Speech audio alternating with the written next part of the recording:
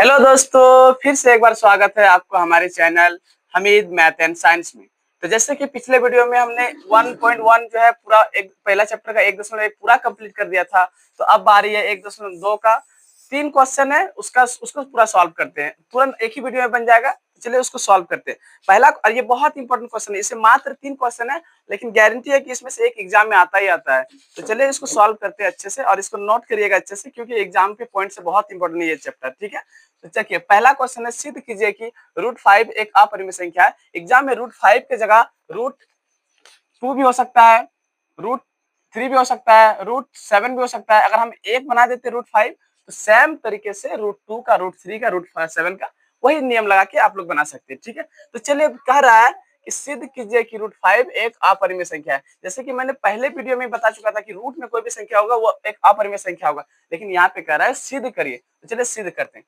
तो चलिए √5 तो एक अपरिमेय संख्या है, तो ये हम लोग को सिद्ध करना है। तो हम मान लेते हैं कि एक परिमेय संख्या है, और अगर हम मान लेंगे परिमेय संख्या है और परिमेय संख्या का वो क्वालिटीज अगर नहीं फॉलो करेगा, तो हम कह देंगे कि हम लोग जो माने थे परिमेय संख्या इसको, तो परिमेय संख्या है ही नहीं, इसलिए इसका क्वालिटी फॉलो नहीं किया। तो चलिए इसको हम मान लेते हैं, पहले इसका हल लिखते हैं। ठीक है, हल लिखते हैं। माना √5 एक परिमेय संख्या है। ठीक है, परिमेय संख्या है। तो अगर परिमेय संख्या है तो उसका मतलब क्या कि उसको p बटा q के रूप में हम लोग लिख सकते हैं, a बटा b के रूप में हम लोग लिख सकते हैं, जहां ये जो नीचे वाला हर है ये कभी जीरो नहीं हो सकता, ये कभी जीरो नहीं हो सकता है। ठीक है, तो इसका परिमेय संख्या का नियम है क्या कि उसको p बटा q के रूप में लिख सकते हैं और नीचे कभी जीरो नहीं हो सकता है। ठीक है, तो यहाँ हम इसलिए लिखेंगे, इसलिए √5 बराबर a बटा b भी लिख सकते हैं, p बटा q भी लिख सकते हैं। ठीक है, तो p बटा q लिखते हैं, p बटा q, और ये ब्रैकेट में लिख देंगे जहां P और Q सहअभाज्य संख्याएं हैं, सहअभाज्य संख्याएं हैं, चाहे सहअभाज्य हैं। और एक चीज, Q कभी जीरो नहीं हो सकता है। ठीक है, तो सहअभाज्य जब क्या होता है, सहअभाज्य का मतलब होता है कि अगर यहाँ 2 है बटा 3 है, तो 2 जो है और 3 जो है दोनों एक ही पारा में आएगा, ये दोनों का कोई कॉमन पारा नहीं है, और ना ही किसी और पारा से ये दोनों आएगा, इसको कहते हैं सहअभाज्य संख्या। तो चलिए अब हम इसके बाद क्या करते हैं, इसके बाद हम करते हैं दोनों तरफ रूट कर देते हैं। चलिए दोनों तरफ रूट करने पर, ठीक है, दोनों तरफ वर्ग करने पर, वर्ग करने पर दोनों तरफ वर्ग कर दिए, तो लेफ्ट साइड क्या हो जाएगा, √5 का वर्ग हो जाएगा, और राइट साइड क्या हो जाएगा, p बटा q के वर्ग हो जाएगा। तो लेफ्ट साइड हो जाएगा √5 का वर्ग। दोनों देखिए, जब भी आपका ये रूट में कोई भी संख्या, मान लीजिए यहाँ x है और रूट में है और उसके ऊपर फिर पावर है, तो ये एक दूसरे का अपोजिट होता है, तो ये दोनों कैंसिल हो जाएगा, तो बचेगा सिर्फ x। उसी तरह से हम यहाँ 5 के ऊपर में रूट है और यहाँ उसके ऊपर में स्क्वायर है, तो इसका मतलब ये दोनों कैंसिल हो जाएगा, तो बचेगा सिर्फ 5, और इधर हो जाएगा p का स्क्वायर हो जाएगा और नीचे q का स्क्वायर हो जाएगा। ठीक है, तो अब जरा बताइए, यहाँ कुछ नहीं है, मतलब हम लोग एक तो लिख सकते हैं, एक को नीचे भाग दो, चाहे एक से गुना करो, कोई फर्क नहीं पड़ता है। चलिए अब यहाँ क्रॉस मल्टीप्लाई करते हैं, तो 5 गुना q स्क्वायर तो हो जाएगा 5q स्क्वायर, और इधर e को जब गुना करेंगे तो p स्क्वायर गुना 1, तो p स्क्वायर ही रहेगा। तो अब जरा बताइए, हम अगर q स्क्वायर बराबर लिखते हैं p स्क्वायर, और ये 5 इधर आ गया, भाग में आ गया, तो इसका मतलब होता है क्या, इसका क्या मतलब होता है कि p स्क्वायर को जब हम 5 से भाग देंगे, जब p स्क्वायर को 5 है 5 से भाग देंगे, तब बनेगा q स्क्वायर। इससे यही इसका मतलब होता है कि जब p स्क्वायर को हम 5 से भागा देते हैं, तब q स्क्वायर बनता है।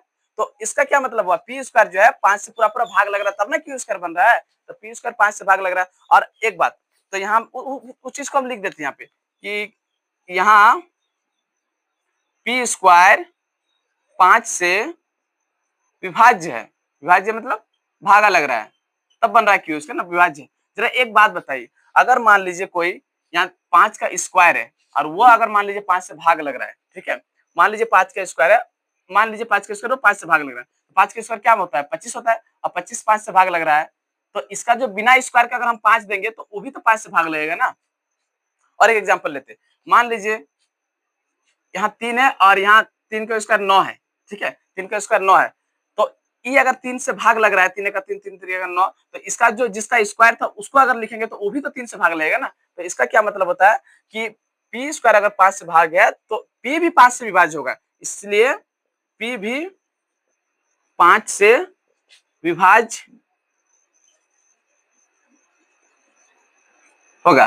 ठीक है, तो ये हो गया यहाँ तक, इसको समीकरण 1 मान लेते हैं, ठीक है, इसको समीकरण 1 मान लेते हैं। और हमको आशा है कि आप समझ गए, तो इसको थोड़ा मिटाते हैं, ठीक है। तो ये तो आपको समझाने के लिए लिखे थे, ये इसको मिटाते हैं।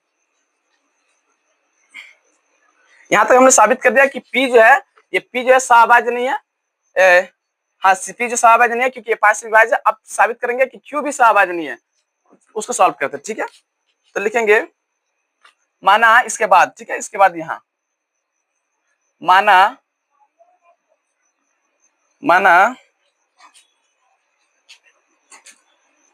P बराबर 5C मान लेते, C या फिर 5R मान लेते, चलिए 5R मान लेते, ठीक है। P बराबर 5R, ठीक है। और ये फिर इसका मान जो है रखेंगे समीकरण 1 में, समीकरण 1 यहाँ था, ठीक है। तो लिखेंगे Q स्क्वायर बराबर, समीकरण 1 में क्या लिखे थे, Q स्क्वायर बराबर P स्क्वायर बटा 5 लिखे थे ना। तो इस P स्क्वायर के जगह पे हम लिखेंगे इस बार 5R का स्क्वायर, ठीक है। यहाँ पे क्या लिखेंगे समीकरण 1 से 5R का स्क्वायर, और यहाँ ब्रैकेट में लिख देंगे कहां से आया, समीकरण 1 से, समीकरण 1 से, ठीक है। ये हम लिख सकते हैं समीकरण 1 में यही था, ये चीज यहाँ लिखे। अब बस खाली P के जगह पे क्या लिखे 5R, क्योंकि हमें 5R हम लोग माने थे, ठीक है। अब देखिए सॉल्व करते हैं इसको। Q स्क्वायर बराबर क्या होगा, 5 5 25 और R का स्क्वायर तो R स्क्वायर आ जाएगा, या नीचे हो जाएगा 5 का 5, तो ये कट जाएगा, 5 का पड़ा एक बार, 5 का पड़ा 5 बार, तो क्या आया Q स्क्वायर बराबर R स्क्वायर, और यहाँ 5 है, तो हम R स्क्वायर को अगर रखते हैं और 5 को यहाँ भेजते हैं तो Q स्क्वायर के नीचे 5 आ जाएगा। तो इससे क्या पता चला, अगर Q स्क्वायर को हम 5 से भागा दे रहे हैं तो वो R स्क्वायर बन रहा है। इसका मतलब है Q भी तो ये सहअभाज्य नहीं हुआ, ये भी तो 5 से भाग लग रहा है, तब ना R स्क्वायर बन रहा है। तो हम यहाँ लिखेंगे क्या, चूंकि Q स्क्वायर 5 से विभाज्य है, 5 से विभाज्य है। उसी तरह यहाँ जिस तरह लिखे थे कि अगर स्क्वायर वाला विभाज्य है तो उसका जो सिंगल डिजिट होता है, उसका जो मेन रूप उसको भी 5 से भाग हुआ। इस तरह Q स्क्वायर जो 5 से भागे तो इसका Q भी 5 से भाग हुआ, इसलिए Q भी 5 से विभाज्य है। तो देखिए सहअभाज्य का मतलब होता है कि दोनों किसी से विभाज्य नहीं होगा, लेकिन हम लोगों ने क्या निकाला कि दोनों किसी न किसी से विभाज्य है, यानी कि ये एक परिमेय संख्या के रूप में लिखे थे, ये तो गलत हो गया। तो हम यहाँ लिखेंगे इस अतः हमारी कल्पना, जो हम लोग कल्पना किए थे, कल्पना में त्रुटि है,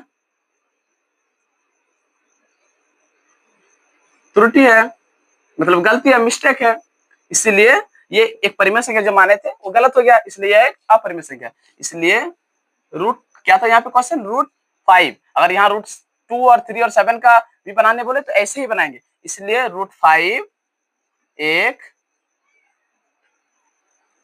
अपरिमेय संख्या है, अपरिमेय संख्या है, ठीक है। ये प्रूफ कर दिया हम लोग। इससे हमको आराम से ऐसा क्वेश्चन एगो दिखेगा रूट 5, इसको इस चैप्टर में 1.2 में इस एक्सरसाइज में प्रश्नावली में कुछ 5-6 क्वेश्चन है, उसमें से एक रहेगा ये एग्जाम में। चलिए इसको आप लोग अच्छा से स्क्रीनशॉट लीजिए और सजा के लिखिए अपना कॉपी में, ठीक है। तो चलिए आप लोग क्वेश्चन नंबर 1 उतार चुके होंगे, तो अब क्वेश्चन नंबर 2 की तरफ चलते हैं। सेम वही कहा है कि सिद्ध कीजिए कि 3 + √2 √5 एक अपरिमेय संख्या है। सेम हम लोग उसी तरीके से बनाएंगे, पहले परिमेय संख्या मानेंगे और परिमेय संख्या का क्वालिटी फॉलो नहीं कर रहा है तो वो एक अपरिमेय संख्या होगा, हमारी मानना गलत हो जाएगी। तो चलिए मानते हैं, इसका भी हल लिखते हैं। हल माना 3 + 2 √5 एक परिमेय संख्या है, परिमेय संख्या है। तो परिमेय संख्या है तो इसका हम इसीलिए 3 2 √5 को हम लोग P/Q के रूप में लिख सकते हैं, P/Q के रूप में लिख सकते हैं। और जहां P तथा Q सहअभाज्य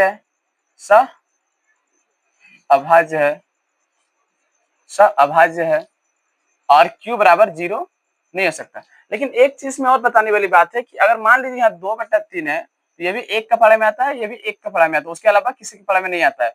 तो लेकिन ये अकेले में देखें तो 2 एक पूर्णांक है और 3 भी एक पूर्णांक है, इसको भी ध्यान में रखना होगा कि ये एक अकेले में पूर्णांक है, ये भी पूर्णांक है और दोनों मिलकर परिमेय संख्या है, ठीक है। तो चलिए यहाँ पे आगे सॉल्व करते हैं।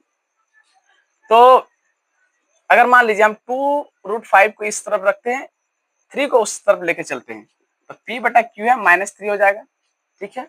अब अगर मान लीजिए √5 को रखते हैं और 2 को भी उधर लेके जाते हैं तो p बटा q जो है पहले से है और -3 है, और ये जो 2 है हमारे यहाँ पर √5 के साथ मल्टीप्लाई में है, गुणा में है, उधर जाके भाग में हो जाएगा।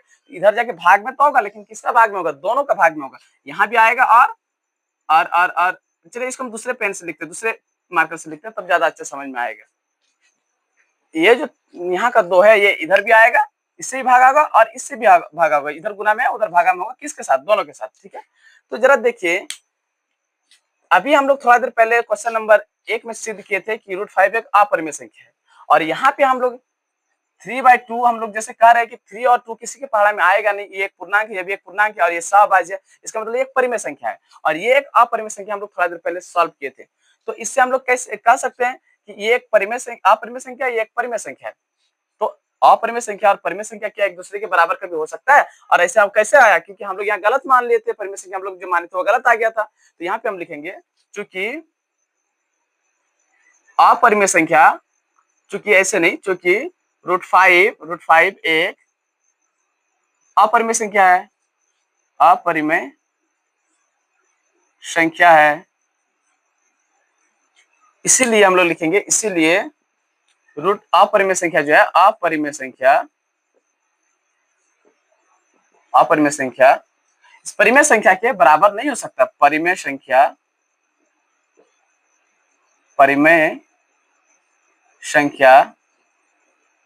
के बराबर नहीं हो सकती, ये नहीं हो सकती है। और ऐसे बराबर क्यों आया? क्योंकि हम लोग यहाँ जो माने थे परिमेय संख्या, ये गलत माने थे, इसलिए लिखेंगे अतः हमारी कथन जो हम लोग माने थे, हमारी कथन का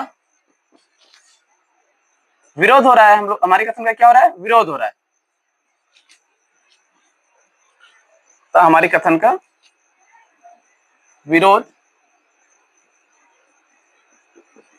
हो रहा है, इसलिए जो हमने माने थे ये गलत माने थे। 3 + 2√5 एक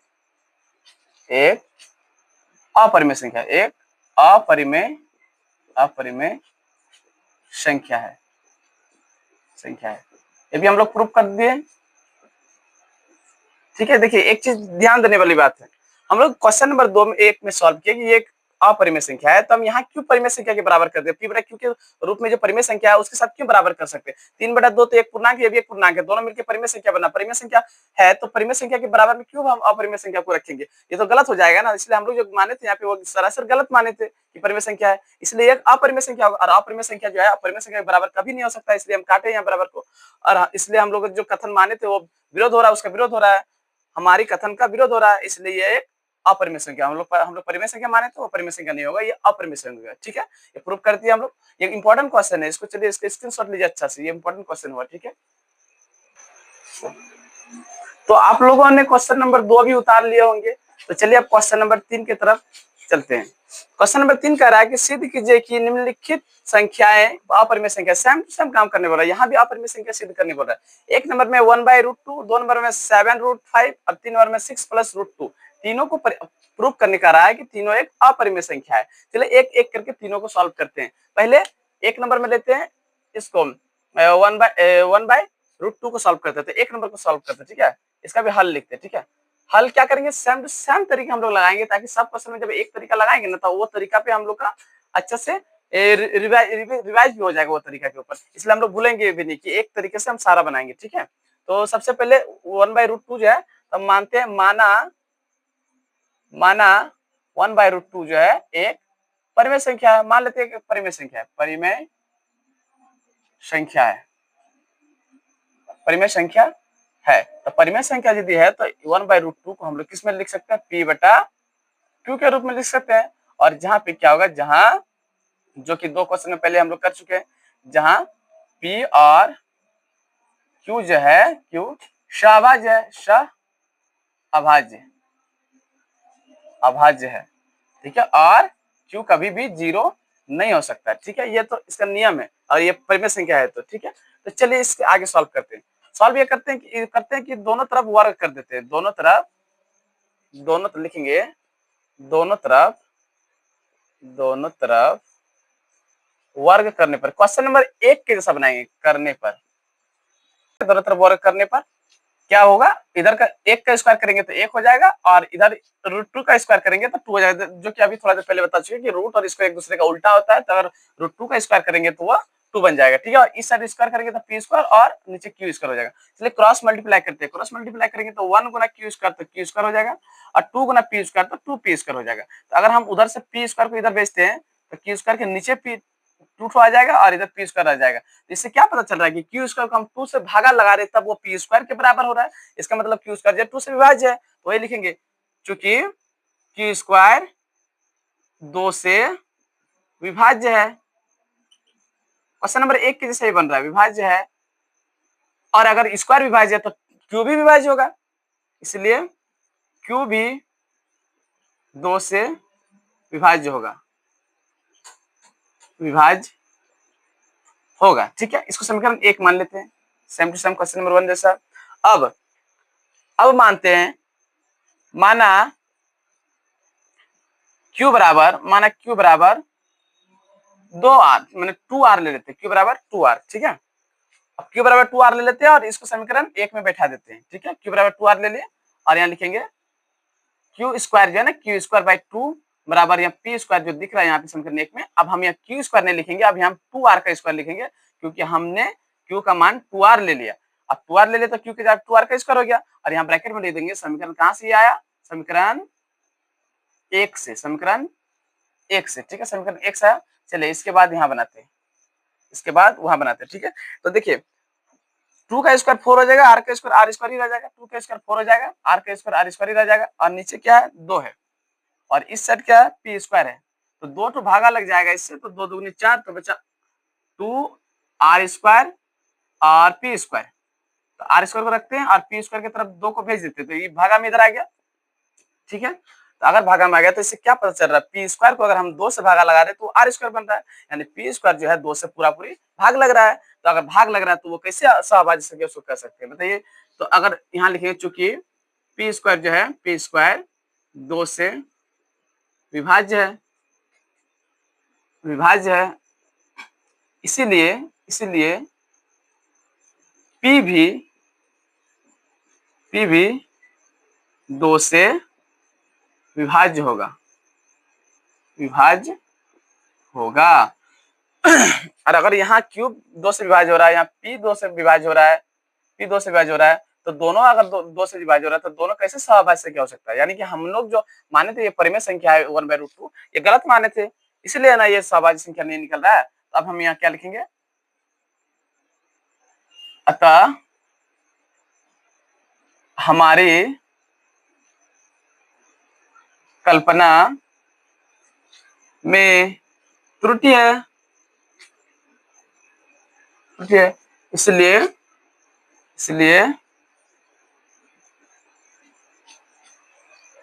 उससे पहले और एक लाइन हम लोग लिख सकते थे यहाँ पे कि p तथा q दोनों 2 से विभाज्य है, यहाँ लिख सकते थे और एक लाइन, चलिए दूसरे कलर से लिख देते हैं, ज्यादा अच्छा रहेगा। यहाँ पे और एक लाइन लिख देंगे बीच में तो ज्यादा अच्छा रहेगा। चलिए इसको मिटाई देते हैं, इसको और एक लाइन लिख देते हैं, यहाँ लिख सकेंगे कि p तथा q, चूंकि p तथा q दोनों 2 से विभाज्य है, इसलिए या फिर अतः हमारी कल्पना में त्रुटि है, और 1/√2 जो है एक परिमेय संख्या है, एक अपरिमेय संख्या है,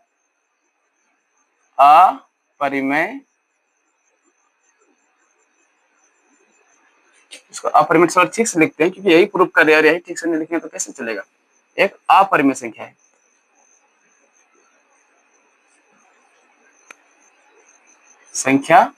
है, ये हम लोग प्रूफ कर दिया कि 1/√2 एक अपरिमेय संख्या है। चलिए इसका स्क्रीनशॉट लीजिए, अच्छा से जल्दी से ले लीजिए, फिर क्वेश्चन नंबर 2 सॉल्व करेंगे। 7√5 एक अपरिमेय संख्या, इसको भी सॉल्व करेंगे तुरंत। चलिए इसका स्क्रीनशॉट ले लीजिए। लोगों ने स्क्रीनशॉट ले लिए होंगे दोनों क्वेश्चन का। इस क्वेश्चन का, क्वेश्चन नंबर 1 का 1/√2 एक अपरिमेय संख्या, इसको सॉल्व कर दिया। अब क्वेश्चन नंबर 2 के बारे 7√5 एक अपरिमेय संख्या है। चलिए इसका भी हल करते हैं। तो कह रहा है कि चलिए इसका भी सेम तरीके से हम लोग बनाएंगे। माना 7√5 एक परिमेय संख्या है, परिमेय संख्या है, ठीक है। तो उसका नियम क्या बोले थे कि अच्छा, जब परिमेय संख्या है तो 7√5 को हम लोग लिख सकते हैं P/Q के रूप में। सब में यही काम कर रहे हैं तो बिल्कुल लिख सकते हैं। जहां क्या लिखते हैं, P तथा Q सअभाज्य है, सअभाज्य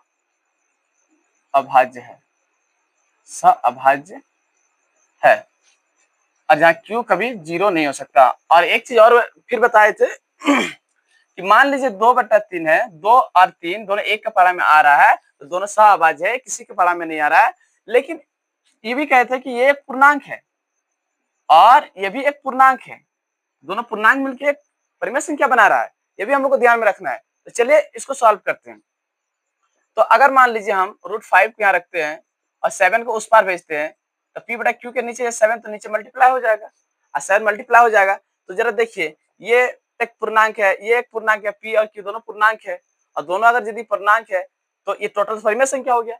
लेकिन ये तो परिमेय संख्या नहीं हुआ, तो ये तो हमारी तो गलत हो गया ना। परिमेय संख्या अपरिमेय संख्या कैसे बराबर हो सकता है? तो चलिए उसको लिखते हैं। चूंकि P Q दोनों पूर्णांक है, इसीलिए P/7√Q एक परिमेय संख्या होगी, परिमेय संख्या होगी। साथ ही √5 भी एक परिमेय संख्या होनी चाहिए। परंतु हम जानते हैं कि √5 एक अपरिमेय संख्या है। इससे पहले क्वेश्चन में हम सॉल्व कर चुके हैं, परंतु हम लिखेंगे वही। परंतु हमें मालूम है कि √5 एक अपरिमेय संख्या है। तो अपरिमेय संख्या फिर परिमेय संख्या के इक्वल में कैसे आ चुका है? तो इसका मतलब जो हम लोग ने यहाँ माने थे, ये ऐसा हुआ कैसे? क्योंकि हम लोग गलत माने थे ना। ये विरोधाभास क्यों पैदा हुआ कि हम लोगों ने ये जो माने थे एक परिमेय संख्या, ये गलत माने थे, इसलिए ना। तो हम यहाँ लिखेंगे परंतु हम जानते हैं कि अपरिमेय संख्या, हम लिखेंगे यह अतः यह, यहाँ लिखेंगे अतः यह विरोधाभास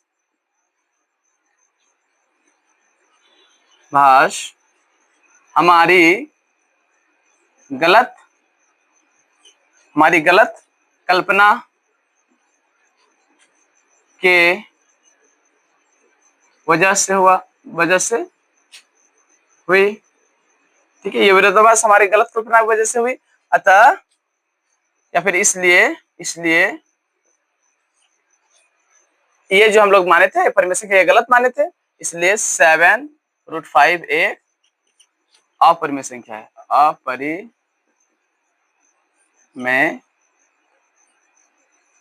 संख्या है। ठीक है, ये भी प्रूव हो गया क्वेश्चन नंबर 2।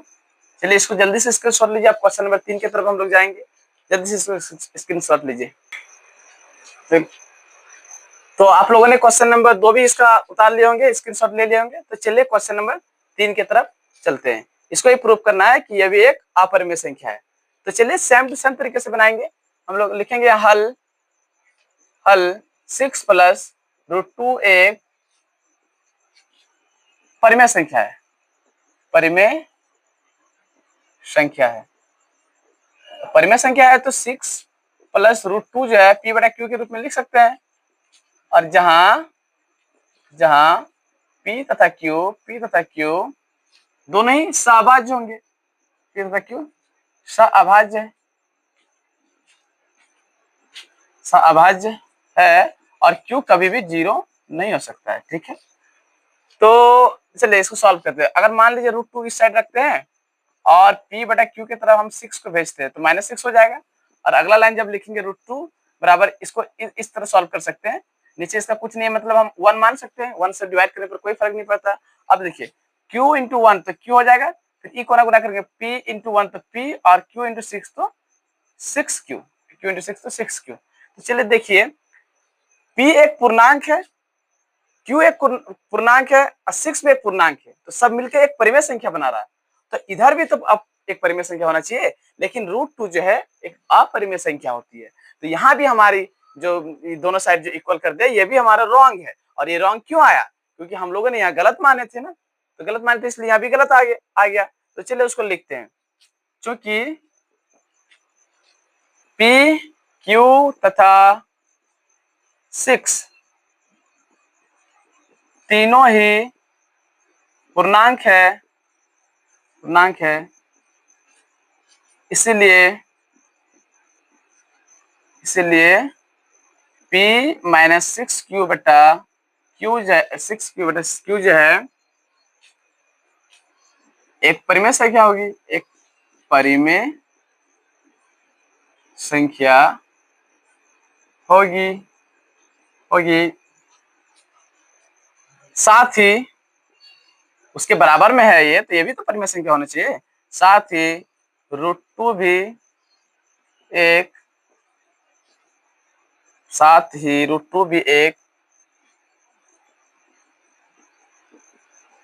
परिमेय संख्या होनी चाहिए।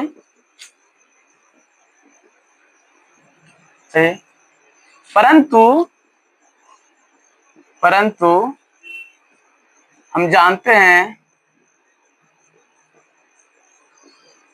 कि √2 एक अपरिमेय संख्या है। और ये जो विरोधाभास पैदा हुआ किस लिए हुआ? क्योंकि हमारी कल्पना में कुछ त्रुटि थी। और यह लिखेंगे अतः यह विरोधाभास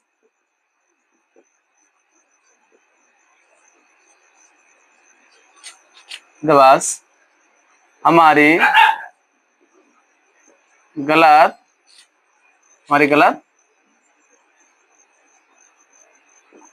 कल्पना की वजह से हुई। हमारी कल्पना गलत थी, इसलिए विरोधाभास पैदा हुआ। तो हमारी कल्पना गलत था, तो हम लोग क्या गलत माने थे कि ये एक परिमेय संख्या है। तो सही क्या होना चाहिए? ये एक अपरिमेय संख्या है, इसलिए 6 प्लस √2 एक अपरिमेय संख्या है।